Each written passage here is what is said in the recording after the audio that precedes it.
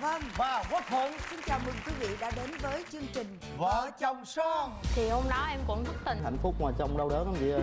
Nóng tính, em vui, cái đẹp cái bực mất tủ lạnh luôn. Bây giờ là em thành hồi sinh rồi. Em thì quan điểm tình cũ không rủ cũng tới.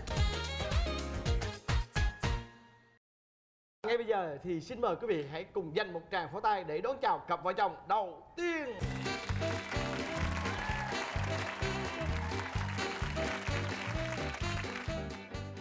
Thuận đoán rằng là chắc chắn là hai người trạc tuổi như nhau đúng không? Dạ không, em năm nay 28 tuổi, vợ em chỉ mới có 21 tuổi thôi. Đâu sao đâu, lớn nhau có 7 tuổi. Rồi, hai bạn hãy giới thiệu về mình. Em là Phan Quang Được. Năm nay em 28 tuổi và hiện em đang là kinh doanh tự do. Chồng tên Được, vậy thì vợ tên gì? Dạ em tên là Lương Hoàng Bảo Ngọc. Năm nay em 21 tuổi. hay ha. Được Ngọc. Hai bạn quen nhau khi nào? Hôm đó là có bạn của em ngoài Nha Trang, Leo trong này chơi. Có rủ em đi chơi chung với lại đám bạn của anh này. Ngồi nói chuyện một hồi sau anh này mới tới. Rồi ngồi nói nhiều quá em không thích. Nhưng mà ghét của nào trời trao của nấy đúng không? Dạ. Rồi cái ấn tượng ban đầu của Được về Ngọc thì như thế nào? Em ấn tượng Ngọc ban đầu á là sao mà mình nói ủa sao mà gái Nha Trang sao mà trắng dữ vậy? Mình nghĩ ở biển là phải đen thôi chứ sao mà trắng được. Thì em thấy trắng quá, chắc chắn mình phải xin được số điện thoại cô này để mình hỏi nguyên nhân sao mà trắng như vậy được. Rồi sau khi xin số điện thoại thì em có nghĩ rằng là ảnh cua mình không? Dạ có. Thì ngồi trong bàn lúc nào cũng nhìn em hết. Ăn xong rồi đi hát karaoke, ảnh cứ lại thôi cho anh xin số điện thoại đi, thì em cũng cho luôn.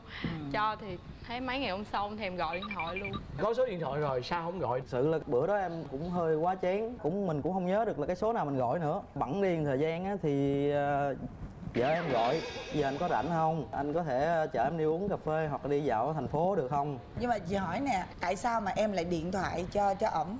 Dạ. Khi mà mấy bữa ổng không thèm điện cho mình, mắc mới thì mình phải điện cho ổng chi? Thì hôm đó em cũng thất tình thôi chị. Đang thất tình. Qua chương trình này mới biết là mình bị anh chứ không phải. Chết rồi. Là mình là người thay thế đó vậy chứ. Chết rồi. Bữa giờ tự tin lắm nha, giờ mới phát hiện được. Bởi vì mới nói là ai đến chương trình này thì nói chung phải cảm ơn chương trình Vợ Chồng Son đó không? Giờ chương trình này mới biết tổng được cái chuyện. Biết một số thứ, biết một số thứ.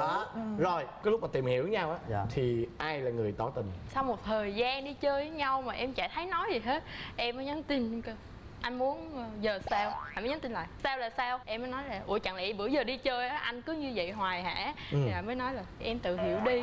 Không, anh phải nói ra. Lúc đó mới nói là thì thôi hai tụi mình quen nhau đi. Thì ra tỏ tình mà trong cái thế là bị gài đó. Đúng không? Bị ép, bị gài đó. Lúc đó Ngọc cũng thẳng thắn quá, nói hỏi giờ là vấn đề của mình như thế nào thì là. Nhưng mà sao mà lâu vậy mà em không chịu tỏ tình mà em phải để bị thúc ép làm chi?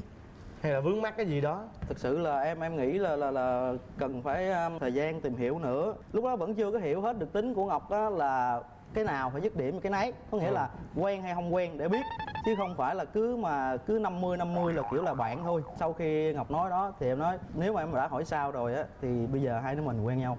Vậy thì tỏ tình bao lâu thì hai bạn mới đi đến kết hôn? Là tầm khoảng 1 năm sau bắt đầu là tụi em mới nghĩ tới việc hôn nhân. Rồi sau khi cưới nhau về thì ở chồng em có một sự thay đổi đột ngột không? Nóng tính, ham vui. Đập đồ hay là? Dạ có. Vợ chồng cãi nhau, em vừa mới nói em lúc nào em cũng ép đặt anh hết. Đang đứng ngồi cái ghế đẹp cái bực mất tủ lạnh luôn. Đạp cái ghế mà mất tủ lạnh. Nó dằn đó chị. Rồi Sợ thiệt á. Rồi ham vui là ham vui làm sao? Dạ Đáng lý cái người ham vui phải là vợ chứ, vợ còn nhỏ mà. Dạ. Sao lại là chồng ham vui là sao? Bạn bè rủ đi nhậu, đi làm 1-2 chén đi luôn, không thèm nhắn tin gọi điện thoại nói vợ gì hết. Em thấy ủa sao 7 giờ tối rồi vẫn chưa về, em mới gọi điện thoại. Mà mới có 7 giờ mà chi mà kiểm tra chi gắt gao dữ vậy? Thì hứa với phải em là 12 giờ á thì nó Bởi khổ tâm lắm anh. Nhưng mà em kiểm tra chồng em bằng cách nào? em biết là đi nhậu với bạn nên em kêu thôi anh gọi FaceTime đi để em coi ở đó có ai. gọi cái tham. Rồi cái này Gọi được hiểu. FaceTime để mà nhìn mặt từng người coi nhậu với ai, quan trọng trong đó là có con nào hay không. Mà em cảm thấy là sung sướng hạnh phúc không? Tại vì vợ yêu vợ mới làm vậy mà. Dạ, nhưng mà em nói chị hạnh phúc mà trong đau đớn lắm chị ơi. Chị cầm cái ly lên mà nước mắt lưng chồng sao mà. Trời ơi, nước mắt lưng chồng. Trời ơi, nghe mà thậm chí nghe thương cảm làm sao nhậu mà nuốt nước mắt vào trong. Bây giờ mình chỉ khuyên được một câu thôi, có nghĩa là thôi nếu để đừng nước mắt lưng tròng nữa thì bây giờ mỗi lần mà đi uống bia vậy đó, mình tắt wifi đi, tắt 3G đi là bà kiểm tra FaceTime cũng được. Còn không nữa đừng xài iPhone nữa. Dễ gì. Dễ gì anh. Nhưng mà em có bao giờ mà em bắt gặp chồng em đi với một cô gái nào chưa? Cái đó thì chưa. Coi như giờ mình cứ ghen ngừa vậy đó phải Dạ, không? đúng rồi. Ghen trước giống như là tiêm phòng vậy đó mà. Đề phòng. Phòng mà có tin nhắc nữa chị. Nhắc mà người ta nhắc 3 mũi thôi, cái này nhắc 6-7 mũi. nhắc 6-7 mũi. Kệ, vậy đi cho nó hiệu quả cao. Ủa rồi giờ tật xấu với vợ em là gì? Ngày ghen ra thì hồi trước lúc mà quen á thì không có cái tính mà gọi là sai vặt. Bữa nay là vợ em coi em giống như là người ở trong gia đình rồi. Dạ. Hồi trước Một sự tiến triển dạ, mẹ đó. mới quen á là em vẫn còn là gọi là giống như ông Hoàng, nhưng mà bây giờ là em thành ô xin rồi. Đi qua em vừa sẵn qua cái chỗ cái khăn là vợ anh lấy em cái khăn. Cái vừa đi qua cái ly anh sẵn rót em ly nước luôn. Ly nước vừa đưa ly nước xong cái bánh choco pie trong tủ lạnh lấy anh mở đưa giùm em với. Mới đầu á thì mình nghĩ thôi vợ mình nhỏ hơn mình thôi, mình chiều chuộng một xíu cũng không sao. Thì mai mốt mà cái gì mình có cái nhu cầu gì đó thì vợ mình chiều mình lại. Mình nghĩ mình cũng có qua có lại. Nhưng mà riết em thấy giờ em có lại không, chưa thấy có qua. Rồi ngoài ra thì vợ em có hay tò mò về những cái chuyện cũ đã qua của em không? Cái đó là em nói anh là thường xuyên luôn. Cứ điện thoại em mà ten em ngồi sát bên em chưa kịp chụp là vợ em chụp trước rồi. Là sợ có ai nhắn tin mà hên quá bạn em mà bạn thân đó. Ủa mà sao vậy Ngọc? Bây giờ em đã sở hữu được anh ấy rồi mà sao em lại có cái tính đó? Thì em thấy bồ cũ nhắn tin cho ảnh hoài. Trời ơi, con gái cũ mà nhắn là nguy hiểm lắm đó nha. Dạ, em thì quan điểm tình cũ không rủ cũng tới. Bữa đó sinh nhật ảnh thì có một cái tin nhắn: bé chúc anh sinh nhật vui vẻ. Em nhắn tin lại: ai vậy? Mới nhắn tin lại: không biết thì thôi. Em nằm em ôm điện thoại em khóc luôn. Vậy hả? Thôi, vậy thôi mà đã khóc đó hả? Em khỏi chị cái em về bữa nay hai chồng đi sinh nhật về vui vẻ lắm bình thường. Lát em vô nó ủa sao vợ mình nay xúc động quá sao khóc dữ ta. Hay đi chơi kiểu như chắc mình làm cái hành động gì đó xúc động quá khóc. Cái vô hỏi có việc gì em sao khóc như vậy, nè anh coi đi. Xong cái nói tại sao người ta nhắn tin cho anh, nó trời ơi người ta quen anh mà không lẽ người ta không biết ngày sinh anh thì người ta chúc. Thì ngày xưa thì quen với mấy em cũng lớn lớn không mà xưng bằng bé không mà. Thì người ta hay bé chúc anh sinh nhật vui vẻ này nọ thì nhớ ngày thì mình cảm ơn thôi. Ghen với cái người đó. Em thấy cái lý do đó quá là lãng đi, tự nhiên liên quan gì tới đâu, người ta đâu có làm gì đâu mà mình đi ghen như vậy. Còn ngoài ra thì vợ em còn có cái tật xấu gì không? Cái tính mà bướng con nít á, em nói mà không có nghe, có nghĩa là cái đó mà vợ em đã nói là đúng rồi á thì như mà bây giờ em có nói đi nữa thì là phải đúng, có nghĩa là điều 2 mà sai á hãy coi lại điều 1 đó. Nếu như cho em một cái sự mong muốn thì em mong muốn ở vợ em thay đổi đó là điều gì? Suy nghĩ chín chắn hơn, thứ 2 nữa là nói ít đi. Nghĩa là ở nhà như cái băng cassette gì hả? Và nói chung là nói rất dữ chị à. Bây giờ là đổi lại đúng không? Hồi xưa thì chồng nói nhiều lúc mới gặp đúng không? Bây giờ thì chồng lại nói là vợ nói nhiều. Dạ. Ví dụ như em muốn chồng em thay đổi gì? Chồng em quan tâm nhiều hơn, với lại lắng nghe vợ một tí. Thực ra chị thấy vậy nè cưng, vợ em á coi vậy chứ còn nít lắm. Con nít đó là cái số tuổi đó nó cũng đã vẫn là con nít. Và em có muốn thành người lớn cũng khó lắm, tại vì nó phải trải nghiệm bằng thời gian. Giống như ép chuối không được. Đó, ép chuối không được cưng. Có những cái á là từ từ qua thời gian thì vợ em sống cuộc sống vợ chồng rồi phải biết tự thu vén nè, thì qua thời gian từ từ cổ sẽ lớn lên, cổ sẽ chín chắn đó. Còn trong thời điểm này á, theo chị nha, em phải chịu phần lỗ đó, là vì á ai biểu lớn tuổi hơn người ta làm cái gì, dạ ai biểu làm chồng làm cái gì. Cho nên bây giờ trước mắt em phải là người trụ cột về tất cả mọi thứ, từ kinh tế cho tới tinh thần. Rồi em gần như là cái gọi là cái cột buồm á, vợ em là cánh buồm á, cho nên là cái việc của em là phải níu vợ em lại cho cánh buồm nó đừng có bay đi. Còn em á là em được khoảng trong thời gian là 2 đến 3 năm nữa để em hoàn thiện cái con nít của mình để thành một người mẹ, một người vợ, đúng không? Vậy thôi, cái khúc mắc của hai gia đình này chỉ đơn giản thôi. Vì là cô này lấy chồng hơi bị sớm cho nên rằng nó có khúc mắc chút xíu sao ăn thua em lèo lái là thế nào cũng xong hết đúng không? Chăm sóc cổ một chút đi, con nít mà em. Đó. Rồi xin cảm ơn hai bạn đã đến với chương trình. Cảm ơn. Cô này là dữ dằn nhất, dữ như tùy cái. Em giận lắm. Cua được xong tao bỏ ghét. Quyến rũ quá sao anh lại cái này cho lần rồi tao gọi là nó dạ nó ngọt ngào lắm. Và xin mời quý vị dành tràng pháo tay để cùng gặp gỡ với cặp vợ chồng thứ hai.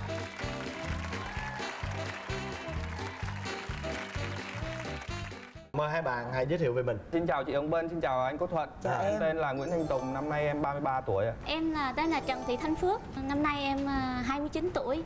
Và em đang làm ở trưởng phòng kế toán. Ồ, rồi Tùng gặp cái cô trưởng phòng như thế nào? Năm 2009 thì tụi em cùng làm cùng một công ty thiết bị y tế. Thì vợ em thì làm là kinh doanh kiêm là thư ký. Còn em là làm bên nhân viên kỹ thuật mổ. Công việc thì tính chất nó là qua lại, cho nên là hay xích mích lẫn nhau lắm. Tại vì bên kinh doanh thì hay là ép bên tụi em. Em bị ép nhiều lắm hả? Dạ, nguyên một đám tụi em, nhân viên tụi em là bị mấy cô kinh doanh này cứ đi xuống là cứ la lối sùm lên. Mà mấy cô ép, mấy cô Dạ đâu có ép Hai đâu. cô ép, Hai cô ép mà có cô này không? cô này là dữ dằn nhất. ép nhất cho nên Đó, bội ép lấy nhất cho bự. rồi đi. Không, chưa. Hồi đó Không tụi phải em là ghét dữ. lắm. Nhiều khi tụi em nhìn mặt dữ nhìn thì cái nó thẳng mặt luôn mà. Hồi đó nó bực lắm chứ bộ. Tại vì nhiều khi mình đi ra ngoài đường á, tụi em đi ra ngoài đường nhiều á, nó mệt lắm. Về rồi bị thúc ép nữa mới bực, mới chửi vậy, giữ quỳ cái vừa phải thôi. Từ từ người ta đi. Trời, lúc đó em giận tím mặt luôn á, em giận lắm. Là bởi vì công việc thôi nên mình mới làm như vậy. Tại sao em không nói lại là mấy ông nội quỷ đực? Thì lúc đó em giận quá. Nó thông dụng cho Đúng rồi. Rồi có nghĩa là cái ấn tượng ban đầu tức có nghĩa là hai bạn không ưa nhau. Dạ đúng rồi, ghét lắm. Ủa không ưa nhau, ghét nhau vậy thì sao mà đến với nhau được? Chính vì đó là cái lý do chính là dẫn tới hôn nhân của tụi em. Ôi trời, mọi người có muốn nghe cái lý do chính không? Chính vì ghét như vậy, nguyên một đám bàn tán nhau kêu Tùng mày cua nhỏ đi. Rồi để tao cua cho, cua tao ghét dạ, cua được xong tao bỏ ghét. Tao cua cho bỏ ghét. Đó, cái hồi nãy là chị đã đoán là cái tâm lý vậy đó. Ghét quá, Thế là cho cua. rồi đi. Hồi đó công ty là cũng hay tổ chức đi ăn đi uống lắm. Thì ngồi cứ đối diện cứ nhìn xong rồi cái bắt đầu đánh mạnh vào, rủ riêng đi chơi riêng. Bắt đầu đi uống cà phê, xong đi ăn đi uống thì mình cũng tỏ ra là quan tâm này nọ, chăm đút cho ăn luôn. Chắc kết rồi. Thế là tự nhiên là quen. Ê nghe nè, nhưng mà sao á, anh này cũng không ưa em mà em cũng không ưa ảnh mà sao lại nhận lời đi ăn với anh? Không mà Có phải là do ảnh quá quyến rũ hay không? Dạ không. Mà bước đầu tiên là ở công ty á, là đồng nghiệp đã ghét rồi. Nhưng mà do là bởi vì gặp nhau thì ảnh không có giống vậy nữa. Anh lại là một nói công việc chuyện nói khác. chung là nó quyến rũ sao ấy, là cái này do lần người ta gọi là nó dạ nó ngọt ngào lắm. Nhưng trước khi mà quen với em á là chồng em có nhiều con gái theo không? Dạ lúc đó em chưa có biết mà sau này em mới biết. Sau này biết. Nói chung ảnh đa tình lắm, quen Đa tình. nhiều lắm. Dạ. Phải không? Dạ. Cái lúc mà anh giăng bẫy em á thì là cùng lúc đó là em có phát hiện là anh này anh còn quen nhiều cô ngoài. Dạ không. Làm sao biết được? Sao biết được đúng không? Để cho biết. Bởi vì mới hỏi nè. Em tin người đó này không biết nói Khi mà sao cảm nghe thấy vậy. mà dính rồi là về báo cáo tụi kia, ê tao cua được rồi đó, giờ bỏ ha. Rồi bỏ không? Bỏ ha. Bỏ được không? Thì tụi kia nó kêu thôi từ từ đi, bỏ cho nó sâu đi, bỏ. Trời ơi, ác ghê. Ai ngờ đâu Bây giờ từ mới từ cái sâu mình lại sâu lại luôn. Vẫn chưa biết ai giăng ai nữa. Không biết ai chăng ai luôn. Rồi. Bây giờ mới biết người dân á. Chị Vân có thấy không? Hồi nãy cái cặp đầu tiên đó cũng là nhờ chương trình này mà cái ông chồng mới biết cái cô kia. Đúng không? Còn bây giờ nhờ chương trình này cô này mới biết ông này. Rồi thì ra là quan mình là phải là cá độ gì đấy. Rồi, nói tóm lại là trong đêm nay là các ông chồng đều bị bà vợ hành hạ cho coi. Em kể cái này là vui nè. Cái lúc mà em bị sâu lại á, cái cảm giác em sao? Nó sao á chị ơi, nó người nó lâng lâng nó sao tự nhiên mình cảm thấy hồi đó mình tự nhiên mình cua mình bỏ ghét cho bỏ thôi mình rồi bỏ mà tại sao bây giờ tự nhiên mình lại thấy thương. Đấy, thương. Rồi về nói Thương tụi kia, rồi mê đúng không? Nửa năm sau tụi kia nói rồi bỏ được rồi đó Tùng. Rồi sao? Mình tự tụi tao bỏ bay chứ không bỏ bộ. tao bỏ không được đó tụi bay ơi. Bây giờ tao thấy nó thương đó mày ơi. Thương đó mày ơi, rồi mê nữa. Mê rồi. Rồi cái tụi bay mày hèn quá, vậy cũng được cứ dân chơi. Thôi tao kệ mày ơi, lỡ rồi. Vậy thì hai bạn yêu nhau như vậy thì bao lâu thì bạn mới đi đến hôn nhân? Tụi em quen nhau cũng được 4 năm. Cái khó khăn gì không? Trong quá trình quen nhau ấy thì chia tay hoài. Chia tay hoài. Ủa sao Dạ. vậy? Thì ảnh ham chơi quá. Ham chơi à? Dạ, cứ đi chơi hoài á, chơi là anh không có nghĩ tới ai hết. Em chơi cái gì mà em không nghĩ tới ai vậy? Thì em đi ghiền. Ghiền cái gì? Em chơi cái gì? Em chơi bida với lại giờ ghiền đi câu cá. Em có thể đi câu cá 2-3 ngày cũng được. Lúc em không nghĩ tới ai luôn. Khi mà em vô cuộc chơi rồi thì gần như là em không nghĩ tới ai hết á. Vậy còn bây giờ thì sau khi mình đã có vợ rồi Bây giờ thì có cũng nghĩ vậy tới- à. Cũng vậy luôn. Có bớt lại đi chút xíu thôi. Em có con chưa? Dạ chưa ạ. Chưa có con. Vậy thì nếu mà chưa có con mà em đi chơi cái kiểu này là vợ em dễ bị sốc lắm ạ. Đúng không? Tại vì thường nếu mà có con á, thì mình còn dành thời gian cho con mình quên đi được. Chứ còn bây giờ á, chưa có em bé mà chồng nhiều khi đi câu cá tới 2-3 ngày kiểu như vậy là buồn lắm ạ, đúng không? Dạ, mà Nhưng cũng mà- không có lo làm ăn nữa, lo đi Nhưng chơi. mà những lúc mà như vậy á, thì cái trạng thái của em như thế nào? Em bị tụt huyết áp hoài. Tụi với áp hoài Đó, đồng cảm nè, tụt huyết áp là dễ xỉu lắm Dạ nè. em tụt huyết áp rồi bị co giật, bị tụt canxi rồi á. Trời ơi. Dạ. Mà em có chứng kiến vợ em bị tụt huyết áp mà co giật bao giờ chưa? Dạ chưa. Bữa nào cho chứng kiến cái đi cho mất. Thôi chứ đừng xúi dại chị ơi. Trời ơi, Nguy hiểm. để cho biết là lúc đó mà không có, tại vì chị bị tụt huyết áp chị biết nè, những lúc đó mà không có ai bên cạnh cực kỳ nguy hiểm, chị nói em biết. Cái dòng cao huyết áp cũng nguy hiểm nha, mà tụt huyết áp nguy hiểm hơn nữa đó. Tại vì thường á, vợ em ví dụ em bỏ đi chơi thì đúng là ở nhà mệt mỏi thiệt, nhưng mà khi em về em lời ngon tiếng ngọt một tí thôi thế là hết tỉnh ngay. Đâu gì đâu, chị đừng xúi kêu vợ em tụt huyết áp. Rồi hỏi em nè, cái tật xấu của vợ em sau khi cưới về mà em phát hiện được đó là gì? Nó Tật xấu dai, nó dài, nhiều khi nó dài thành ra đâm ra nó dở, nó mới chọc cho đàn ông bực mình. Rồi thêm cái được cái lo xa, nhưng mà từ cái lo xa thì thành ra lại bừa bộn. Hay á, đi siêu thị hốt hàng tạp phẩm nhu yếu phẩm như bánh trái đồ dùng để hết trong nhà. Mà cái phòng hai vợ chồng thì có chút xíu à, còn gì nữa không? thì chỉ bị nhiêu đó thôi. Tật xấu có nhiêu đó thôi hả? Thực ra là vậy, cái tật xấu của vợ á, thì nó gọi là cái tật mà cái người phụ nữ nào hầu như cũng có hết trơn á. Dạ đúng Nhưng rồi, mà em thấy là cái điển hình á. có cái tật của chồng em á là chị thấy không phải là bất cứ người đàn ông nào cũng có đâu. Bởi vì do anh đi chơi nhiều nên em mới hay nói, chứ thật ra em cũng không muốn nói. Rồi ngoài cái đi chơi ra còn cái tật gì nữa không? Chồng em còn tật gì nữa? Anh nóng tính lắm. Ví dụ mỗi lần mà giận nha, nói chuyện một cái quan điểm, một vấn đề nào đó để cho hai vợ chồng cùng giải quyết á, là anh không có chịu. Thì tại vì không lúc chịu đó nghe. là cả hai bên đều Bắt nóng. đầu là anh nói không là muốn cho lớn anh là chuyện, đúng, anh phải bỏ ra đi. ngoài, mất công đứng lại rồi xảy ra lớn chuyện nữa thì sao? Lớn chuyện lớn đúng hồi đó giờ hai vợ chồng cãi mà lớn nhất là cái gì? Chưa cái lớn là em đã bỏ đi. À, bỏ đi mấy ngày. Không, bỏ đi mấy ngày không, em bỏ đi ra ngoài quán cà phê em ngồi 2-3 tiếng rồi em về em ngủ. Mà mỗi lần nóng lên như vậy thì ở nhà bên chồng em thì là mẹ chồng em có can thiệp chưa không? Có, mẹ em thì bênh em, còn ba em thì bênh con dâu. Nhiều khi hai ông bà bênh hai đứa, xong cái lát mà hai ông bà cãi lộn hai đứa ngồi ngó. Vậy không biết trong trường quay mình là có mẹ của mấy không? Dạ có, nay có mẹ em đi. Vâng, Quốc Thuận phải xuống dưới hỗn với bác một số câu hỏi ngắn. Xin hỏi bác chút xíu về cảm nghĩ của bác về chương trình Vợ Chồng Son. Tôi là cái người mà tham gia cái chương trình này từ đầu tiên, từ năm ngoái đến giờ, và tôi rất thích cái chương trình này. Trước Bởi tiên vì- xin chào món tay cho cô. Một người khán giả đặc biệt của chương trình Vợ Chồng Son. Qua cái chương trình này thì tôi thấy là có những cái lời khuyên của Hồng Vân và Đức Thuận đối với vợ chồng mới cưới, tôi thấy rất là hay và rất cảm động. Nhờ cái chương trình này để mà có thể là thay đổi được bớt được cái tính cằn nhằn, tính bướng bỉnh của con trai và con dâu, và thậm chí cả tính nóng nữa, để làm sao cho cái hạnh phúc của các cháu được bền lâu. Vâng, xin cảm ơn cô. Giờ chị mới thấy là Tùng có cái duyên của mẹ đó. Chắc chính vì thế cho nên em mới hợp với mẹ, tính của mẹ em hơn là ba em. Nếu như có một điều mong muốn thay đổi thì em muốn vợ em thay đổi điều gì? Bớt cằn nhằn, bớt nó dài này, nó ngắn ngắn thôi. Anh biết Biết lỗi là nha như anh vậy đâu, rồi thì chưa đừng khi có nào bao mình giờ nhận lỗi. Bây giờ chị hỏi nè, giờ chị hỏi ngược lại nè. Nếu như bây giờ thí dụ vợ em á có cái tánh giống như em á, đi chơi một cái gì đó hình thức giống như chơi bida vậy đó, Chơi ví dụ bowling đi. vậy, chơi bowling hay chơi một cái gì đó cũng bỏ đi, kệ em huyết áp hay em tăng xong gì kệ em ở nhà em muốn làm gì em làm.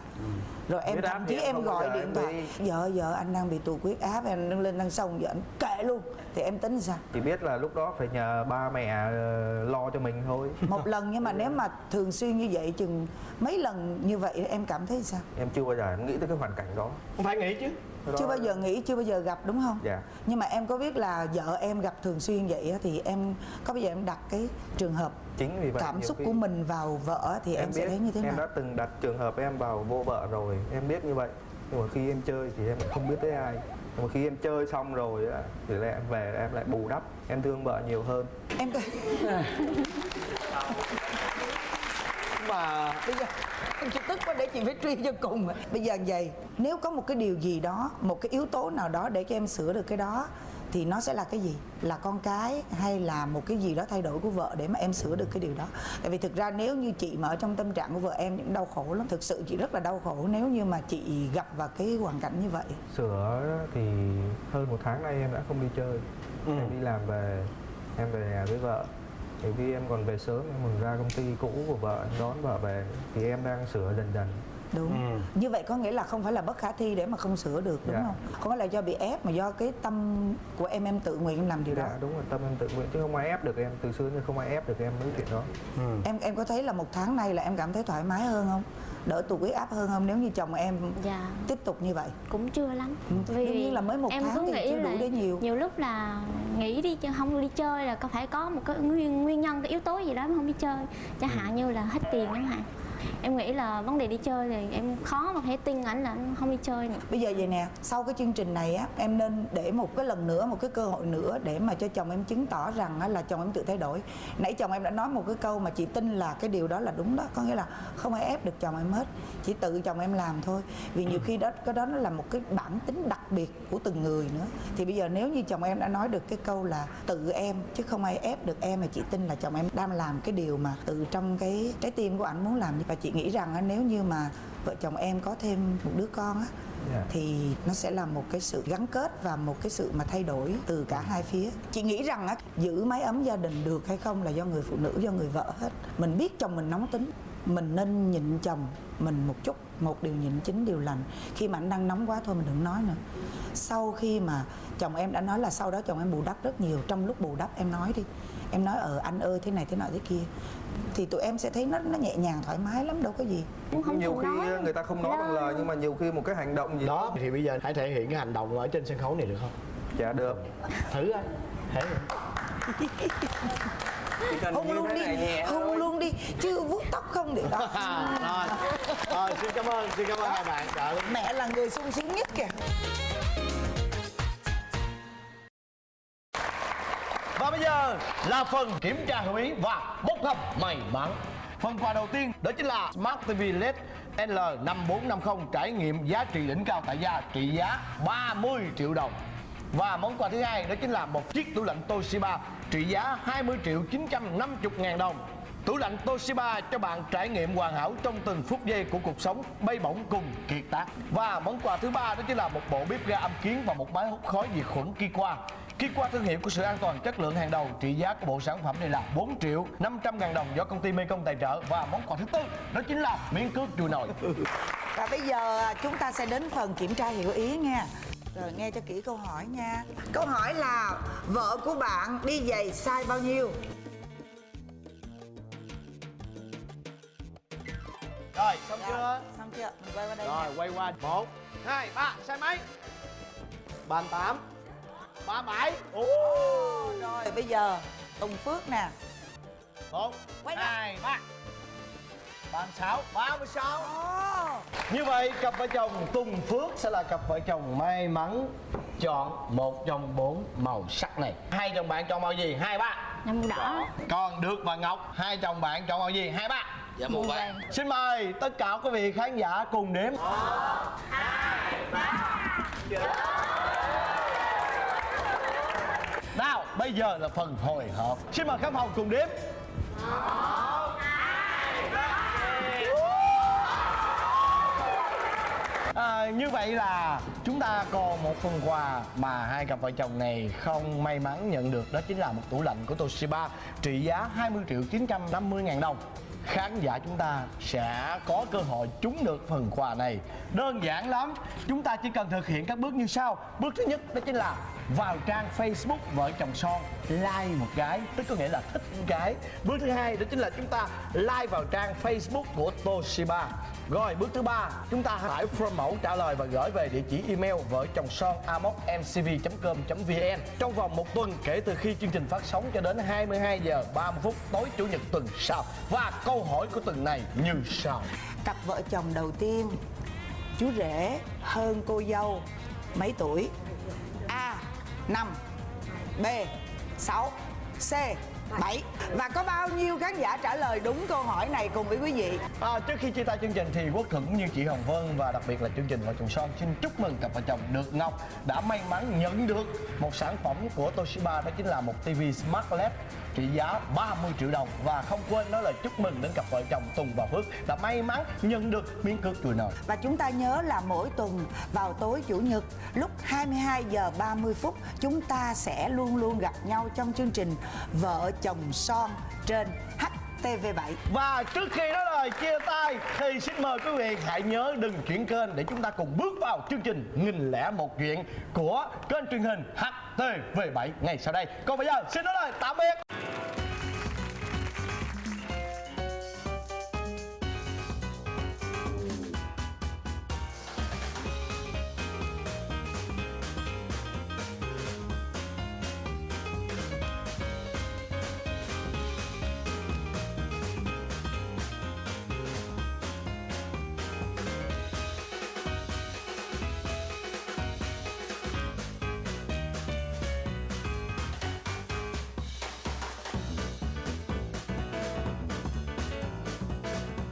Chương trình do Đài Truyền hình Thành phố Hồ Chí Minh cùng công ty MCV hợp tác sản xuất.